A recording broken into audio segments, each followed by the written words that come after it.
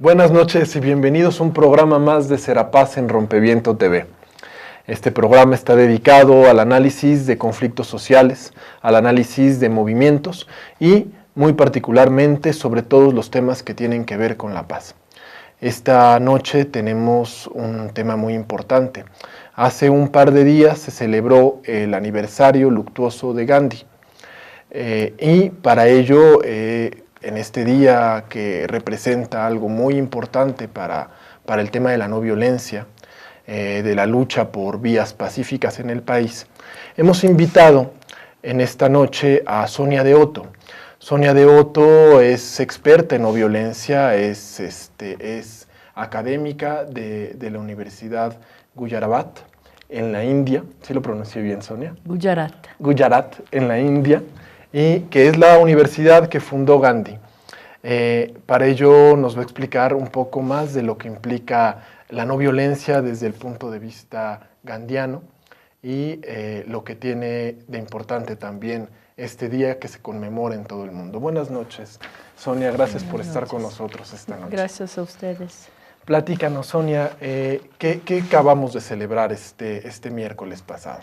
El 30 de enero es el aniversario luctuoso de Mahatma Gandhi y ese 2013 ya celebramos 65 años de su asesinato y siempre es muy relevante recordarlo, pero especialmente este año sentimos que era también importante poder celebrarlo no solo en una manera simbólica, pero como él expresaba, el poder de la acción es lo que más cuenta en la práctica de la no violencia. Entonces intentamos conjuntamente de hacer una propuesta de acción colectiva para poder trabajar en la restauración, en la ampliación de lo que es el espacio del monumento a Gandhi en el bosque de Chapultepec para poder, restituir a la sociedad civil una otra posibilidad, una otra oportunidad de paz y poder así revivir con eventos y momentos que vamos creando conjuntamente una vez más esa práctica, decimos, de la no violencia que, repito, es una práctica individual y una práctica también colectiva. Platícanos un poco más, Sonia, ¿qué es esto de la no violencia? ¿Cuál es la importancia del concepto de la no violencia en la historia y en el proceso gandhiano y en este gran aporte que hace Gandhi a la lucha de las organizaciones, a la lucha de los movimientos en el mundo?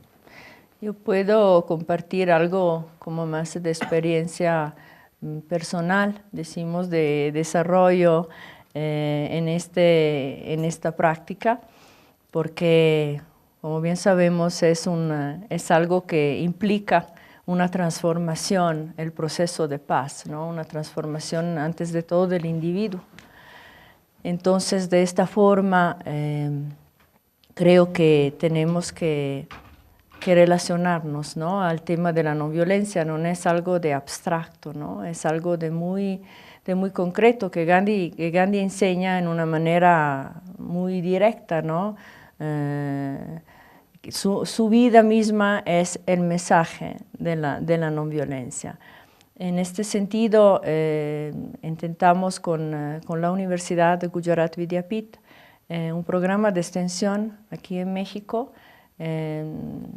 trabajando con gente de una cultura muy diferente, claro, de la India, pero sin embargo con una grande necesidad. Yo veo en México la gente resuena con esta propuesta y la misma propuesta, decimos, de programa de extensión, desde cuando lo empezamos ya es muy orgánica, ¿no? Como que tomó formas diferentes dependiendo de las exigencias de la gente.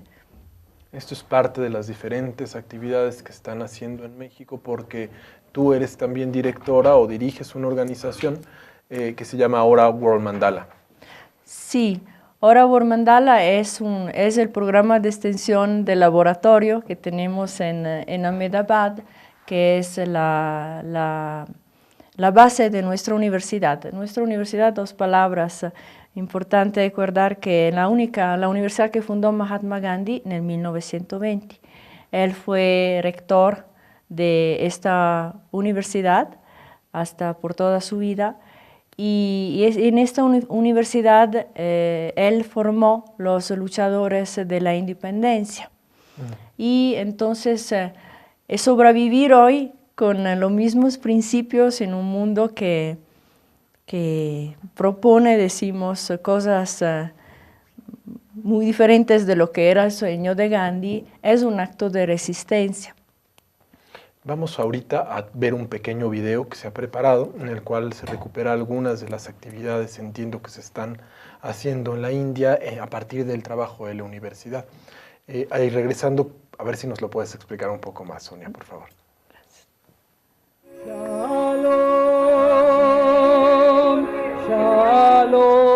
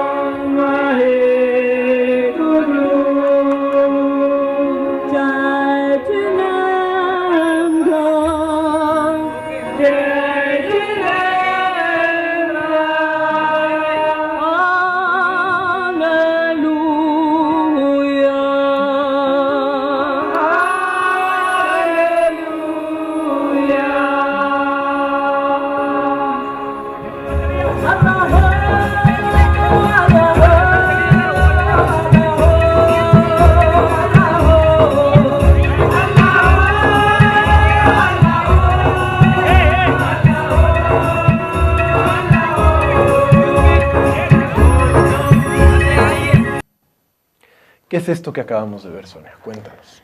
Eso es una acción muy importante para nuestro laboratorio, Oravor Mandala, Laboratorio de Investigación Acción para la No Violencia a través del Arte y la Ciencia, así lo llamamos.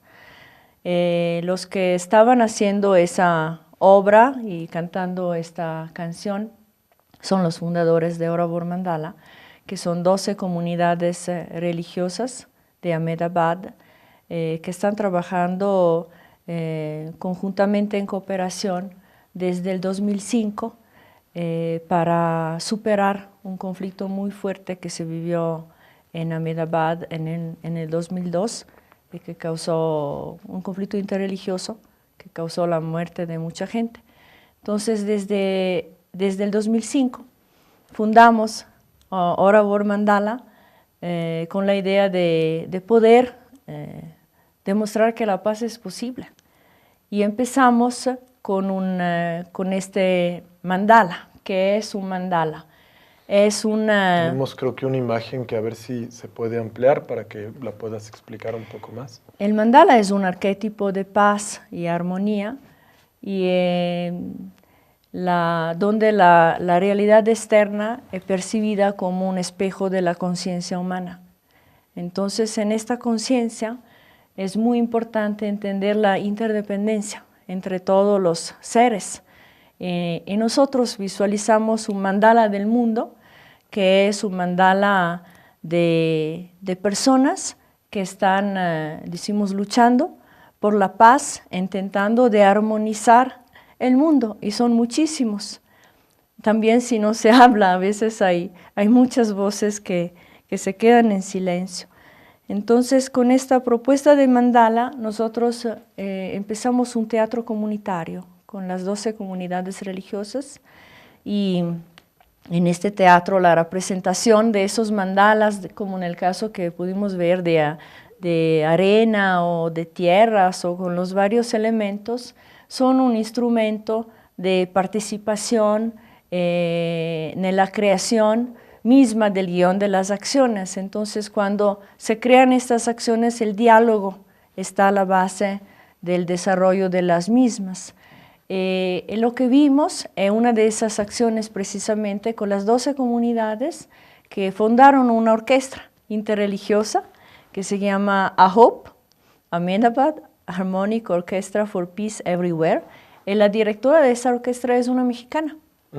Entonces, sí, siempre vinculamos desde el inicio con nuestras acciones a México, porque México está al otro lado de la India. Justamente, ¿no?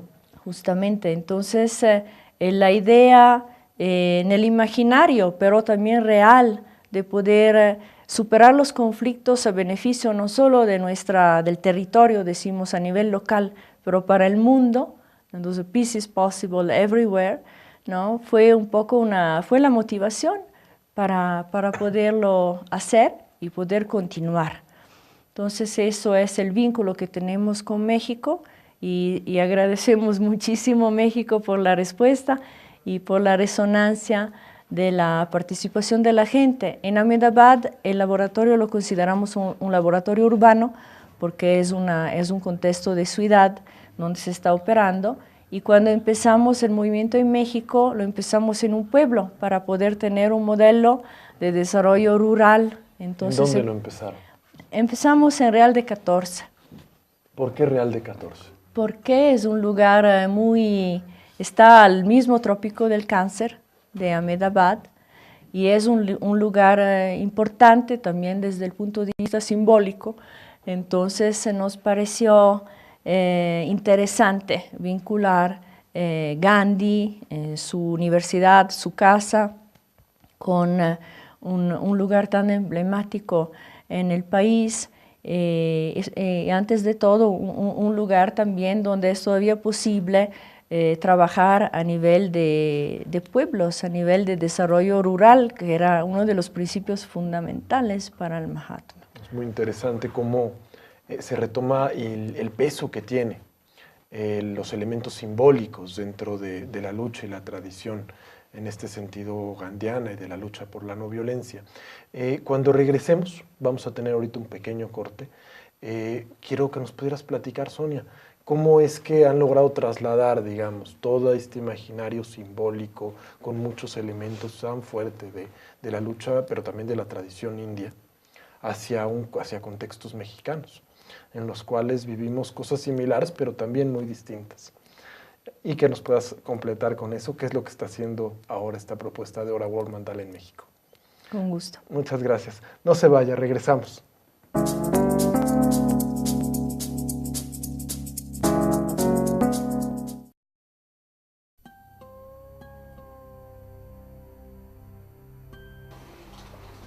Don Pablo González Casanova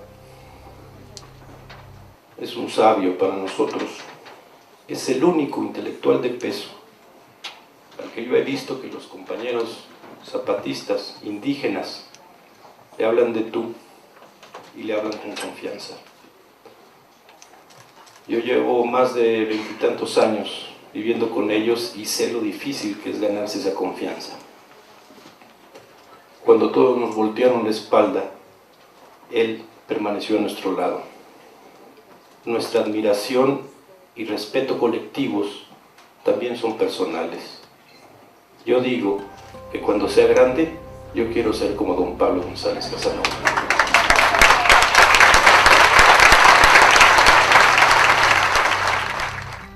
Lay down your sweet and weary head.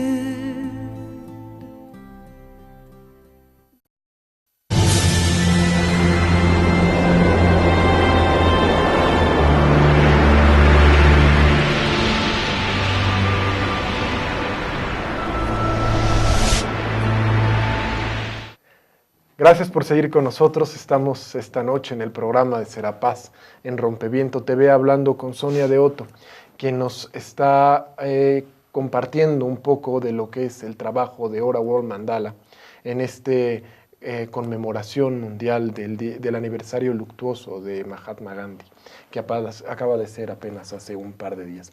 Antes de nuestro corte nos estabas platicando, Sonia, un poco cómo trasladaron esta experiencia de lucha, de la no violencia, de la India, a experiencias en México, y cómo inició en este trabajo en Real de 14. Sí, fue interesante experimentar, como decía Gandhi, ¿no? Siempre en la vida, un continuo experimento con la práctica de la no violencia en un lugar a los antípodas, ¿no? De donde su filosofía y su acción tienen tanta fuerza. Pero con grande sorpresa encontrar al otro lado una resonancia.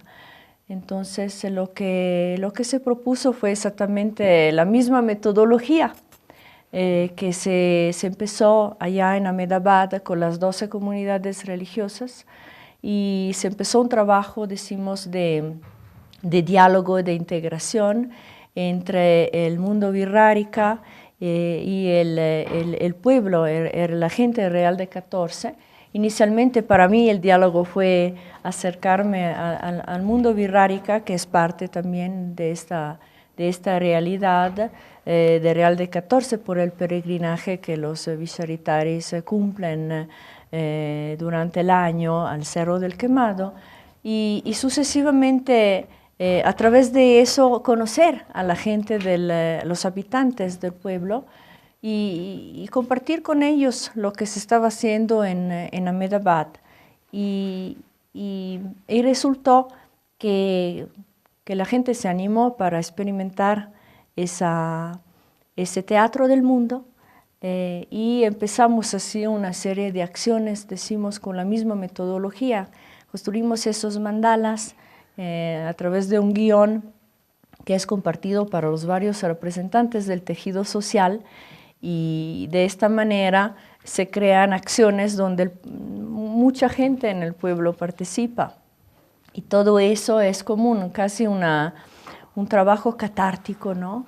De todos nosotros, ¿no? Que participamos, de los locales y de los... Donde la comunidad puede expresarse y participar juntos en una actividad artística, pero al mismo tiempo con un trasfondo político importante. Sí, creo que la no violencia también en México sea un acto de resistencia.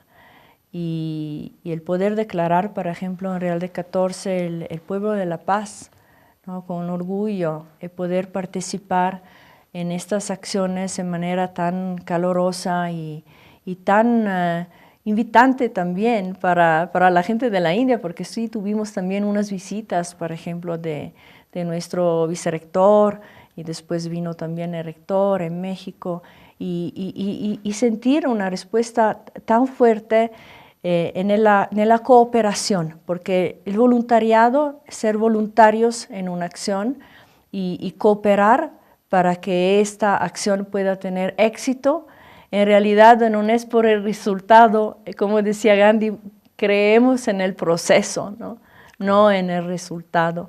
Y entonces estamos todavía en proceso también en Real de 14. Pero han hecho, además de lo de Real de 14, una plataforma de trabajo amplia en México con diferentes temas y diferentes aspectos. Platícanos un poco más de esto que han trabajado.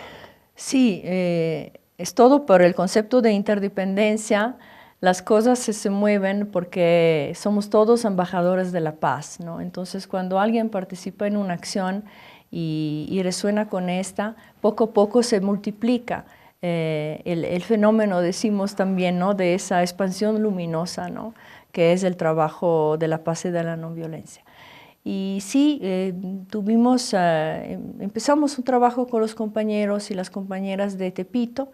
Hay varios comerciantes aquí en el DF, con niños o maestros, escuelas, papás, con lo mismo principio siempre del mandala.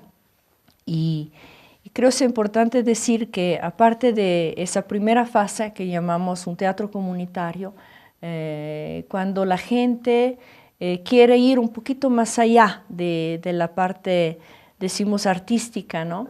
del proyecto, del programa, ahí entramos en los programas constructivos gandianos, que son precisamente, decimos, programas de transformación local enfocados a las exigencias de la gente. Esto es muy interesante porque la base de la propuesta del programa constructivo, ¿no? Que es toda una propuesta de trabajo, de creación de conciencia alrededor de las comunidades, cómo trasladan esto que surge, insisto, en un contexto, en otro momento, en un momento histórico importante dentro de la India, a un proceso, o sea, procesos en México, como Tepito, Real de 14. ¿Cómo hacen esto?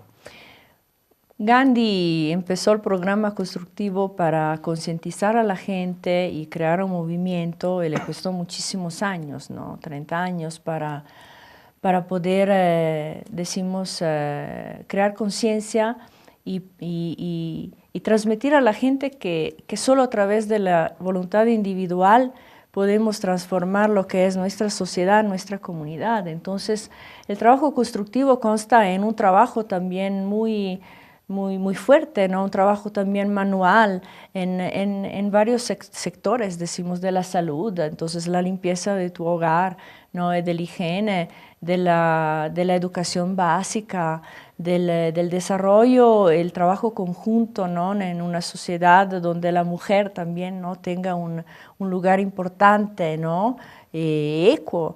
Entonces, los programas constructivos gandhianos en su contexto histórico eran para preparar el movimiento de independencia y costaron mucho esfuerzo, mucho tiempo, mucho trabajo de parte de Gandhi, de sus seguidores y de la gente de la India.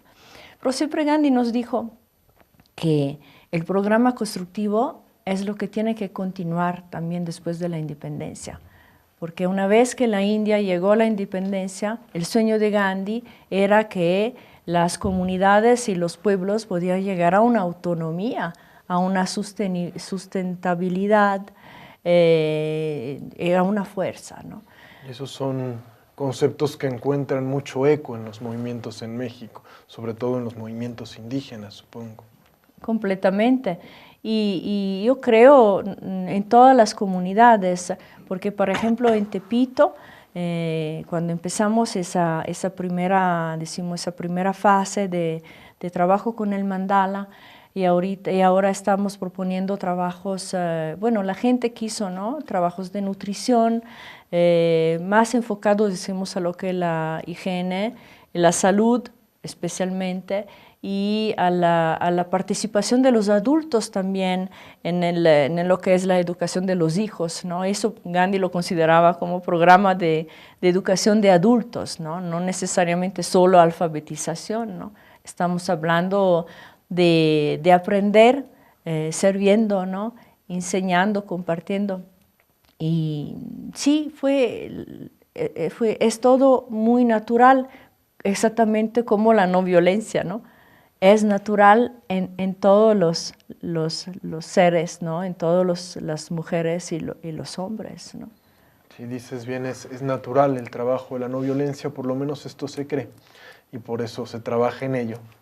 Pero está además trabajando Oraol Mandala, construyendo este tipo de proyecto en medio de un proceso muy violento en México, en un contexto muy duro.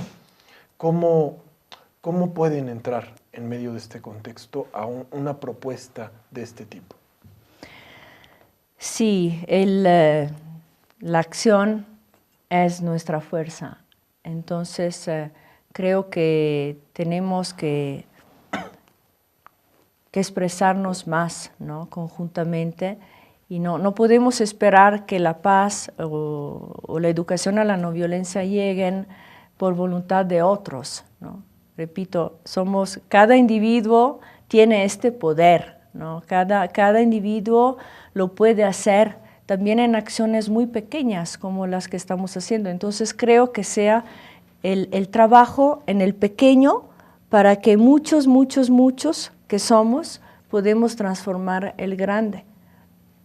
¿Qué mensaje nos quieres dejar, Sonia? Nos quedan unos 3 minutos más de esta sección del programa en cuanto a este trabajo que estamos haciendo, que están haciendo ustedes como Oraol Mandala, y este momento y esta apuesta que tienen por la no violencia en México. El mensaje es de unir esfuerzos, el mensaje es de soñar, de poder de una manera visualizar una paz posible y de poder cada uno con sus posibilidades trabajarla. Desde donde sea. Desde donde sea. Nos quedan apenas 2 minutos más de esta sección, Sonia. ¿Algo que quieras completar sobre el trabajo de Ora Wall Mandala? ¿Lo que viene a futuro? Sí, bueno, tenemos muchas cosas que compartir en realidad. Lo que viene a futuro, aquí en México sí es de continuar con lo que estamos haciendo, también en otros lugares que no mencioné, como por ejemplo San Luis Potosí, estamos trabajando en un centro de internamiento juvenil y creo que sea importante transmitir más, eso es la tarea nuestra, ¿no? La importancia del trabajo del voluntario, porque es algo de fundamental para poder alcanzar a revertir, decimos, a ese proceso, ¿no? Desde la violencia a la no violencia. En la Ciudad de México identificamos un lugar desde el 2006 estamos trabajando en este monumento a Gandhi. Y hicimos varias acciones también simultáneas, fue un experimento muy interesante entre la comunidad gandhiana y la gente que se reúne en este monumento.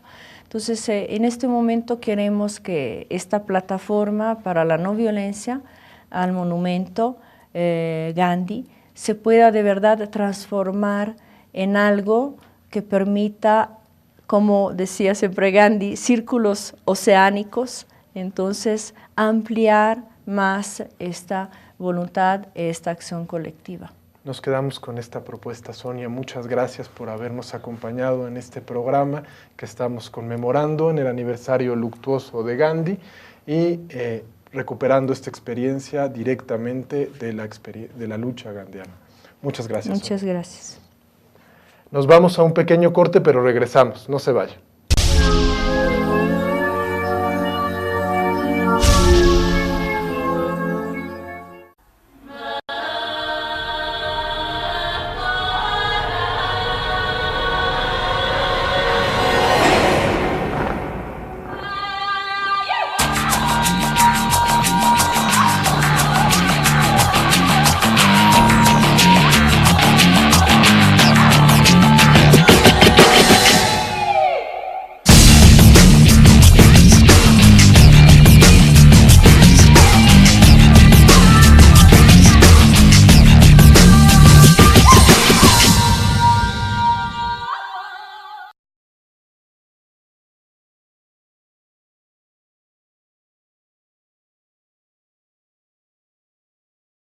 I'll start with this poem. I wrote this poem when the bombs were dropping on Gaza, and I was the media spokesperson for the coalition, doing a lot of the organizing. And we had stayed up to about 6 o'clock in the morning, perfecting every soundbite. And by the end, if you're Palestinian, you know most Palestinians get tired and start pronouncing our P's as B's. So we become Palestinians by the end of the day. So I was practicing my P's all night.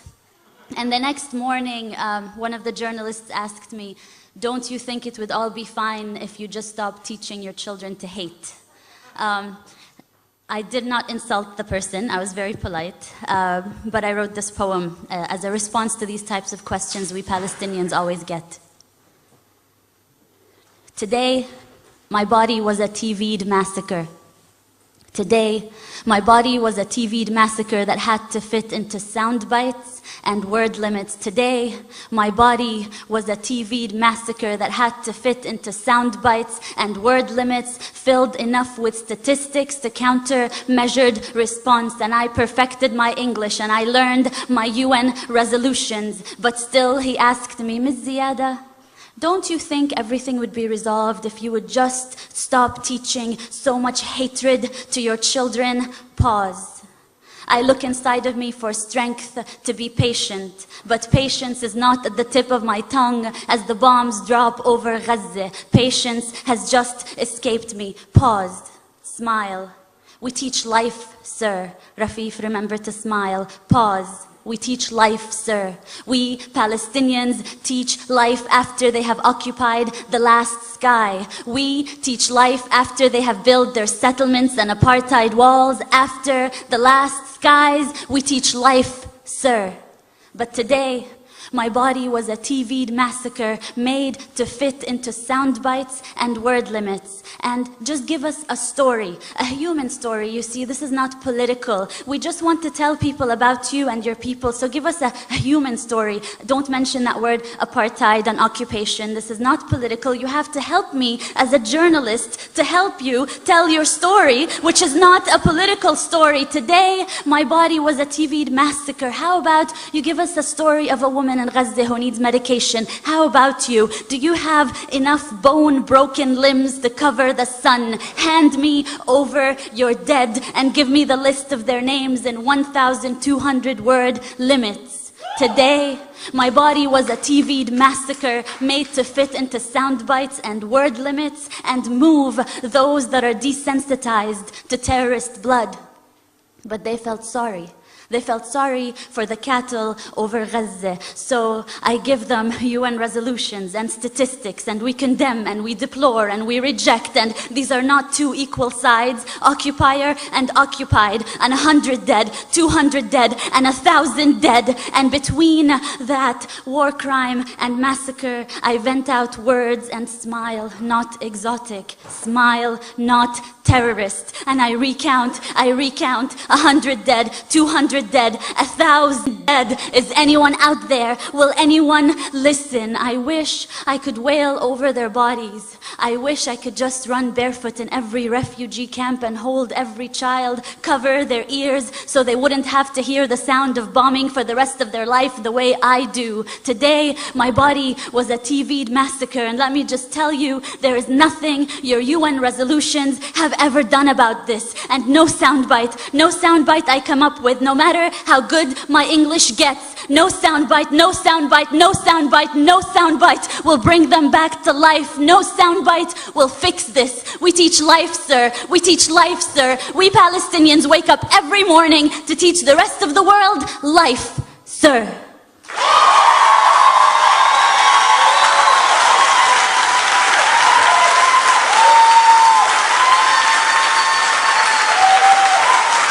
Thank you.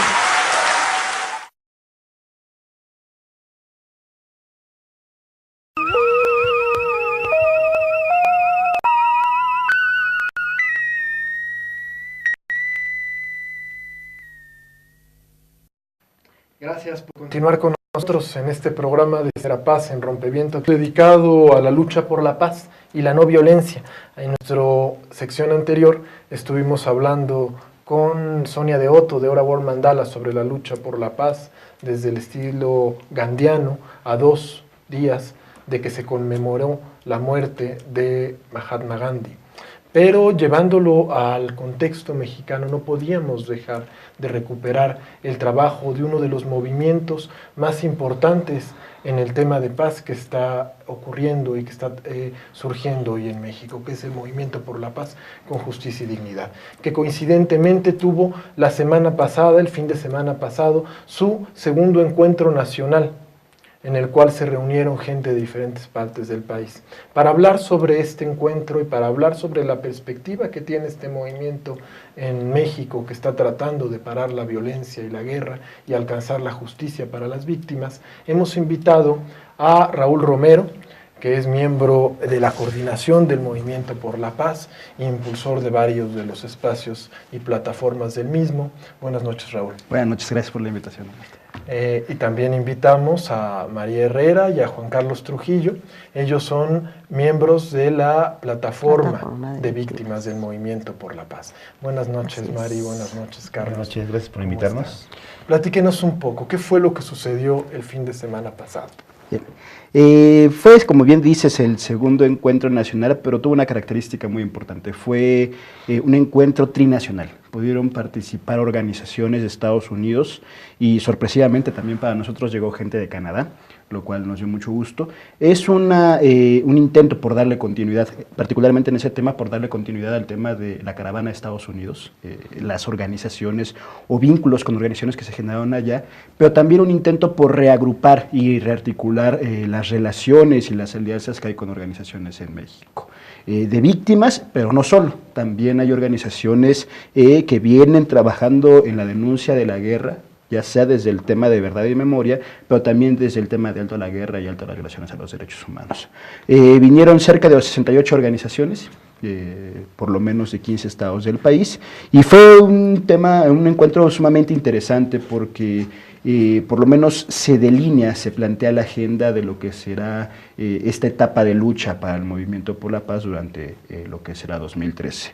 El encuentro estuvo dividido prácticamente en dos preencuentros. El primero, que fue el día viernes, donde hubo un preencuentro de víctimas, que creo que podrán platicar mejor los compañeros, y un preencuentro de organizaciones sociales. Y el sábado y domingo, ya en forma, hubo un primer diálogo, primer acercamiento entre las plataformas de víctimas y el resto de las organizaciones, enfocándonos en las dos piernas, como llamamos, del movimiento.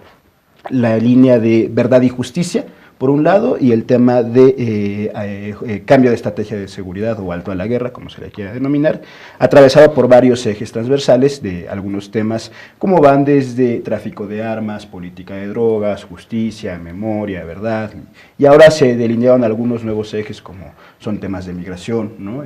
Temas que están ahí por los que participaron nuevas organizaciones que antes se habían acercado al movimiento y que hoy plantean la necesidad de abrir algunos otros temas a discusión. María, Carlos, cuéntenos un poco qué tuvo de relevancia este encuentro para las víctimas.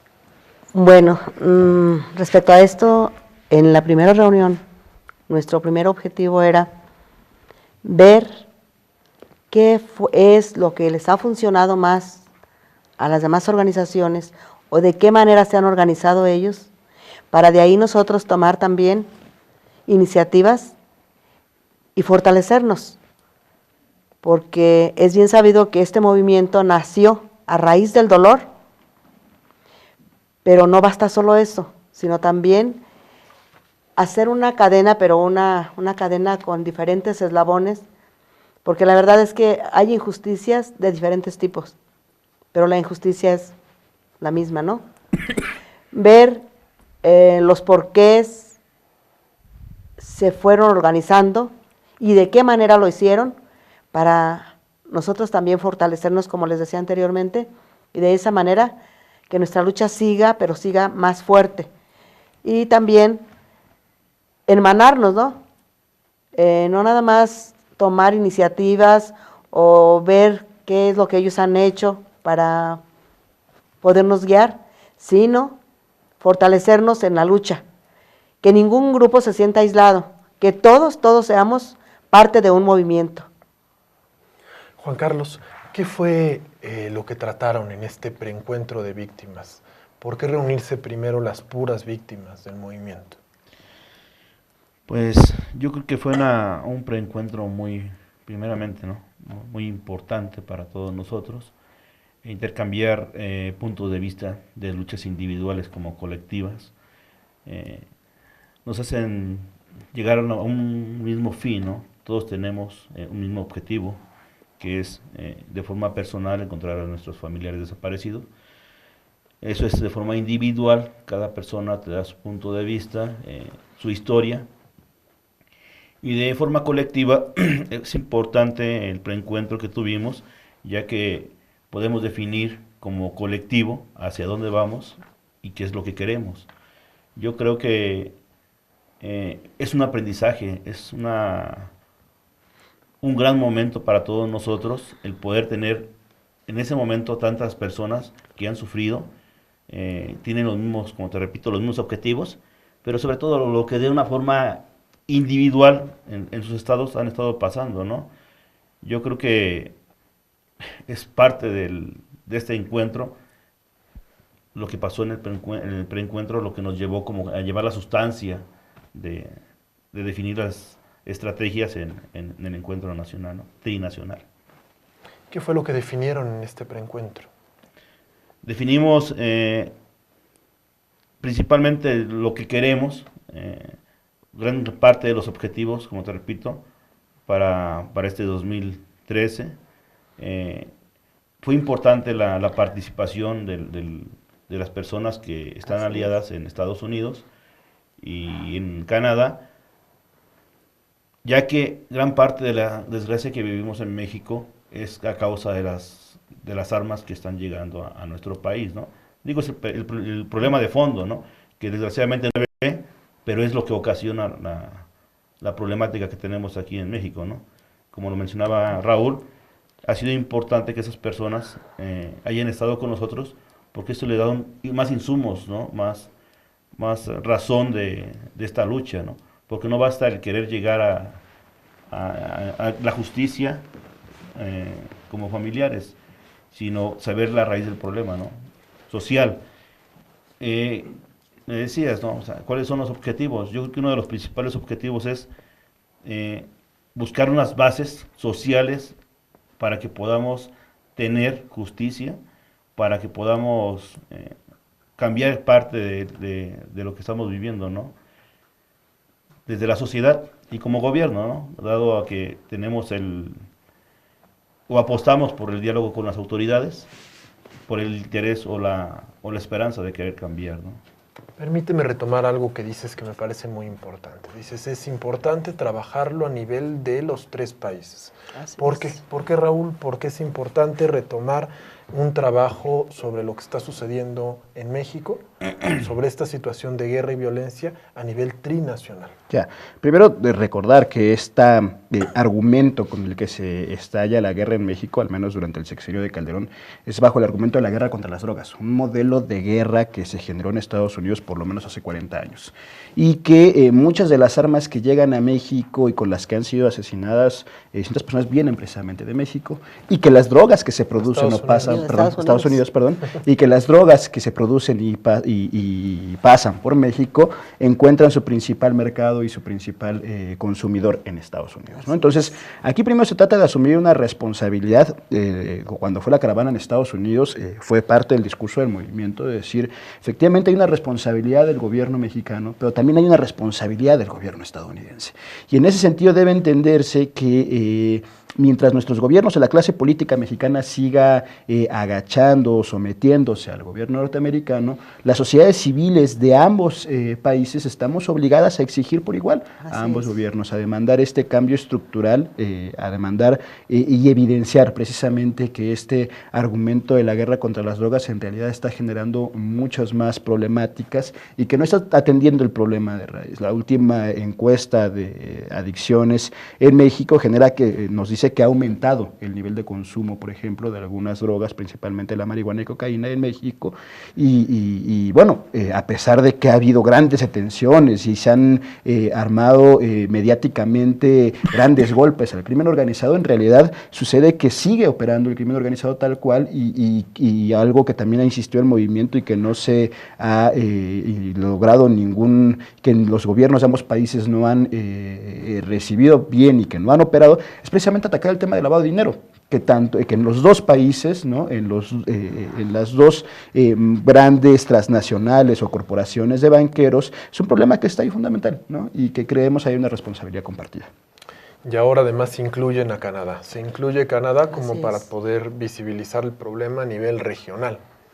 No dejarlo hasta ni siquiera en una relación de 2 países, sino entender que el mismo flujo parece que va atravesando, ¿no? Desde del sur hacia el norte va llevando toda esta dinámica de drogas y al mismo tiempo se va alimentando esta doble relación hacia la violencia y el tráfico de armas. Vamos a tener ahora nuestro primer corte, pero volviendo, quiero que nos puedan alimentar un poco más esta discusión y un poco a qué llegaron. ¿Cuáles fueron estas grandes conclusiones después de reflexionar tanto tiempo sobre lo que está pasando en este encuentro en el cual se reunieron tantas gentes del Movimiento por la Paz? Por favor, no se vaya, regresamos. Gracias.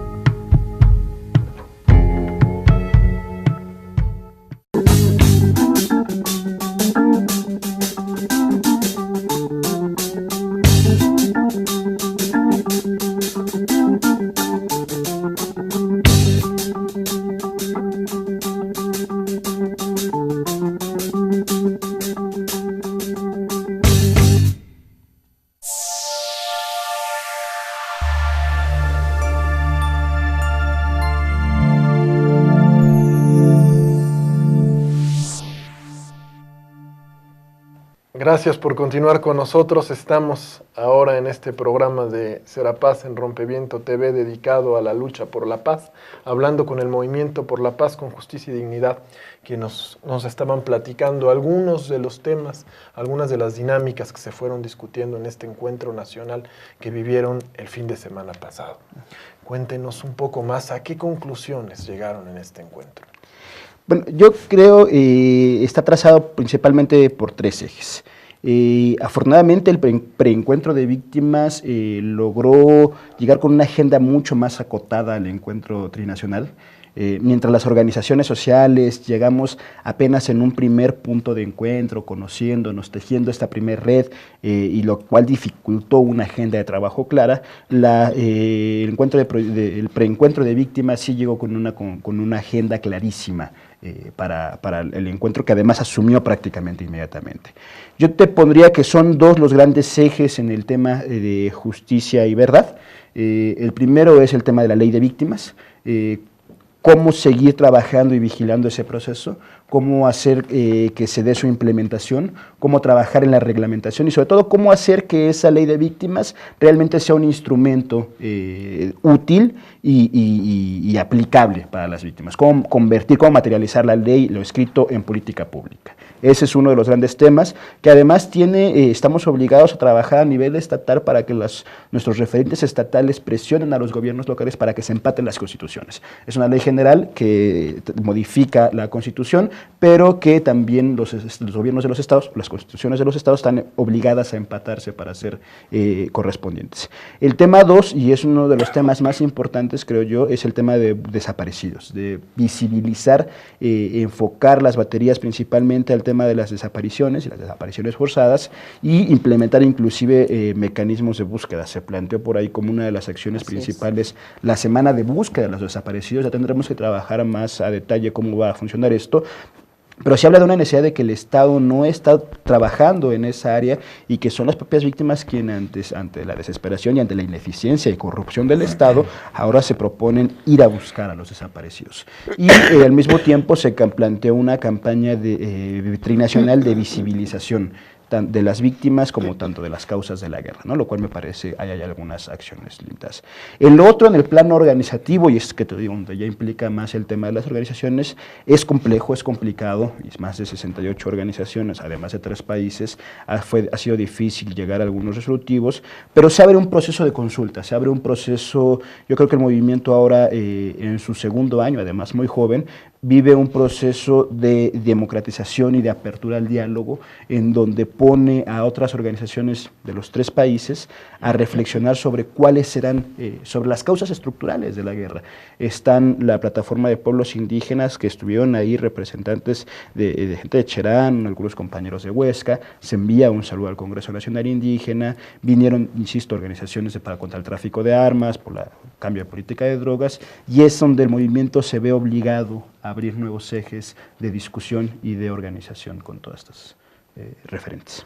Un proceso complejo en medio del reto organizativo, que es siempre el reto permanente, ¿no? Así es. Pero en medio de un contexto donde además hay grandes necesidades y grandes temas que nos están llamando. ¿Cómo se vivió esta manera de asumir la defensa de la ley de víctimas desde las víctimas mismas en este encuentro, Mari? ¿Cómo retomaron las víctimas esta lucha por su ley? Bueno, es uno de los puntos más importantes, más relevantes de esta reunión, ¿no? De hecho, todo eso ya se había venido trabajando anteriormente, pero ahora se fortaleció más. ¿Por qué? Porque todas las víctimas de diferentes grupos que se sumaron a esta reunión nos dio la oportunidad de analizar más plenamente todo lo que en sí conlleva la ley de víctimas, ¿no? Y como decía Raúl, vimos también por dónde es o cuál es el camino por el cual tenemos que llegar para que esta ley se aplique y de esa manera obtengamos todos los beneficios que en ella se suscriben, ¿no? Ese es algo muy importante porque esa ley nos cobija a todos, ¿sí? pero para nosotros como víctimas de las personas desaparecidas, como seres que estamos en ese plan de búsqueda, el punto principal, el esencial, fue ese que acaba de decir ahorita también Raúl, ¿no? La búsqueda de nuestros seres queridos. Porque ese es el punto esencial. Y era precisamente lo que se estaba buscando.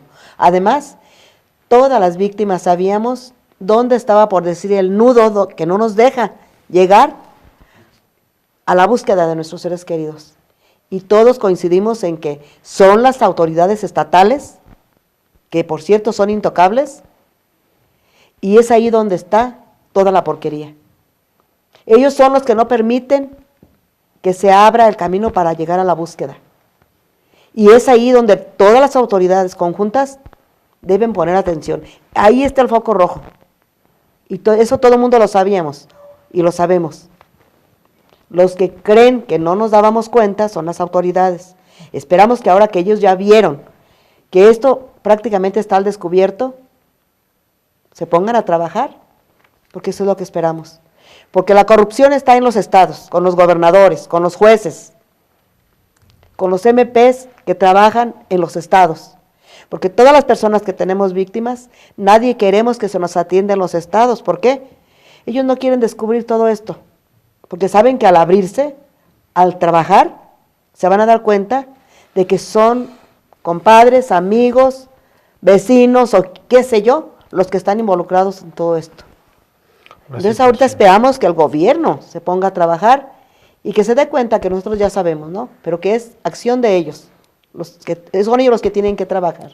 Y para ello el movimiento se está preparando. Así es. Está preparando acciones y esta otra gran temática que mencionas bien, que atravesó y no es en sí nada más el movimiento por la paz, ¿no? El movimiento por la paz somos el conjunto de grupos que ahorita nos estamos uniendo para ver de qué forma vamos a trabajar. O sea, ir más allá de las personas que están al interior del propio movimiento para abrirse hacia dinámicas de articulación con otros grupos. Con el objetivo, Juan Carlos, de, sobre todo ahora, empujar el tema de desaparecidos. Pues sí, principalmente se logró un gran objetivo, ¿no? Es un gran logro tener la ley de víctima, como menciona Raúl, ¿no? Hay que hacerla operar y que funcione bien. Es una prioridad, si no, no sirve de nada, ¿no? Lo decía Javier, son letras muertas en papel. Es un gran logro, pero eso no remedia nada del problema. ¿Sí? Las desapariciones siguen, el problema sigue, ¿no?